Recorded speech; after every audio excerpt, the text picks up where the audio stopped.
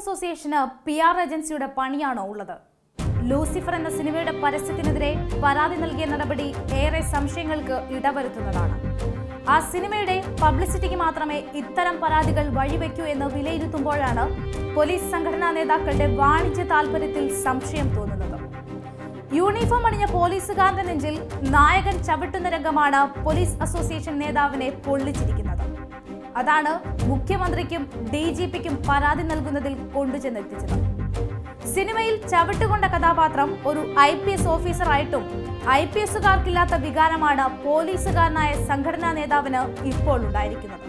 സിനിമയെ സിനിമയായി കാണാൻ ആദ്യം പോലീസ് അസോസിയേഷൻ നേതാവ് തയ്യാറാകണം. ഒരൊറ്റ രംഗത്ത് മാത്രമുള്ള ദൃശ്യമാണ് നിങ്ങളിപ്പോൾ അടർത്തിയെടുത്ത് വിവാദമാക്കുന്നത്.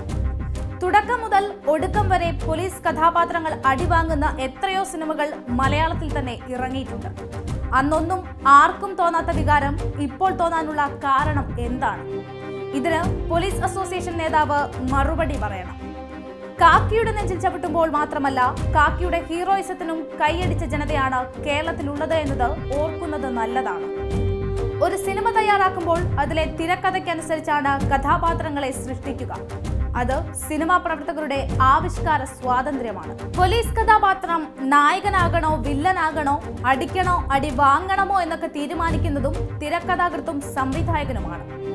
സെൻസർ ബോർഡ് പ്രദർശനാനുമതി നൽകിയ ഒരു സിനിമയിലുള്ള ഏത് രംഗവും പരസ്യത്തിൽ ഉപയോഗിക്കാൻ സിനിമാ പ്രവർത്തകർക്ക് അവകാശമുണ്ട്. അവിടെ ചില നിയന്ത്രണങ്ങൾ ഏർപ്പെടുത്തുക എന്ന് പറഞ്ഞാൽ നടക്കുന്ന കാര്യമല്ല. സിനിമകളിൽ ലഹരി വസ്തുക്കൾ ഉപയോഗിക്കുമ്പോഴും ഹെൽമറ്റോ സീറ്റ് ബെൽറ്റോ ധരിക്കാതെ വാഹനം ഓടിക്കുമ്പോഴും നൽകുന്ന മോഡലിൽ ഒരു മുന്നറിയിപ്പ് പോലീസ് ഉദ്യോഗസ്ഥർ അടി വാങ്ങുമ്പോൾ എഴുതി കാണിക്കണമെന്ന വാദം എന്ത് അടിസ്ഥാനത്തിലാണ് ഉയർത്തുന്നത്? ഇങ്ങനെയാണെങ്കിൽ എഴുത്ത് സിനിമയായി അത് മാറും. പോലീസിന് മാത്രമല്ല, സിനിമയിൽ ആക്രമിക്കപ്പെടുന്ന മറ്റ് എല്ലാ വിഭാഗങ്ങൾക്കും ഈ വാദമുയർത്താൻ അവകാശമുണ്ട് എന്ന കാര്യവും മറക്കരുത്. ആദ്യമായി പോലീസ് സിനിമയിൽ അടിവാങ്ങിയതുപോലെയാണ് ഈ പരാതി കണ്ടാൽ തോന്നുക. പുറത്തിറങ്ങുന്ന എത്ര സിനിമ ഏത് ഭാഷയിൽ പരിശോധിച്ചാലും പോലീസിന് മിക്കതിലും വില്ലൻ പരിവേഷമാണ് കാണാൻ സാധിക്കുക. പോലീസിൽ വില്ലത്തരം കൂടുതൽ ഉള്ളതുകൊണ്ട് അടി വാങ്ങുകയും ജനങ്ങൾ അത് സ്വീകരിക്കുകയും ചെയ്യും. അതേസമയം തന്നെ IPS നായക കഥാപാത്രങ്ങളെ സൃഷ്ടിച്ചെടുത്ത നിരവധി സിനിമകൾ ഇവിടെ സൂപ്പർ ഹിറ്റായി ഓടിയതും നാം മറന്നുപോകുന്നു. സിനിമയും നാടകവും സീരിയലുമെല്ലാം സാങ്കല്പിക കഥകൾ പറയുന്നവയാണ്. 2.5 മണിക്കൂർ ബോറടിക്കാതെ ഒരു സിനിമ കാണാൻ എത്തുന്നവർ അതെല്ലാം ജീവിതത്തിൽ പകർത്താമെന്ന ഉദ്ദേശത്തോടെ അല്ല എത്തുന്നത്.